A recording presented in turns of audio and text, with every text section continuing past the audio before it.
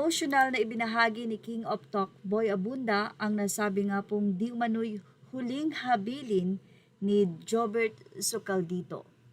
Boy Abunda, ibinunyag ang huling habilin ni Jobert Socaldito.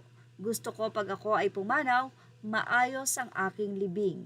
Naging emotional si King of Talk, Boy Abunda, habang nagbibigay pugay sa yumaong entertainment columnist na si Jobert Socaldito sa episode ng Fast Talk with Boy Abunda ngayong August 3.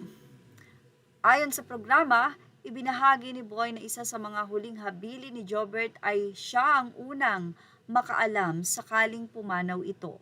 Ayon sa veteranong TV host, agad siyang ipinaalam ng pamilya ni Jobert nang ito ay pumanaw noong August 2. Totoo ho yan, ipinaalam po nila sa akin kahapon na siya ay pumanaw na.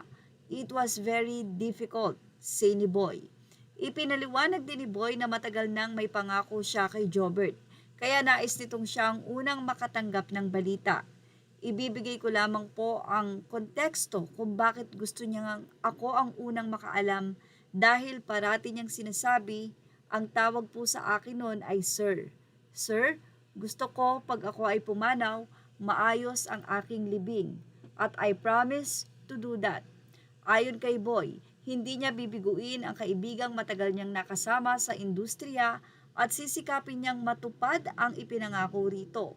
Direkta rin niyang kinausap ang anak ni Jobert na si Carlo Bryan at tiniyak na magkakaroon ng marangal na pamamaalam ang kanyang ama. Bibigyan natin ng maayos na pamamaalam, maayos na libing ang iyong ama. Nagpaabot din ng taus-pusong pakikiramay si Boy sa buong pamilya ni Jobert. Kaya sa lahat ng pamilya at kay Carlo, kay Brian, kami ay taus-pusong nakikiramay.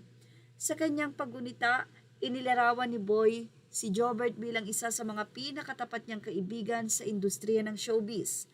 I cannot find a more loyal friend than Jobert. I will always remember him. Matatandaang inanunsyo ang pagpanaw ni Jobert Socaldito nitong August 2 sa pamamagitan ng Facebook page ng online program na Oras ng Opinyon, Talakayan at Diskusyon or OOTD. Sa kanilang pahayag, hiniling nila sa publiko ang panalangin para sa walang hanggang kapayapaan ng veteranong entertainment columnist.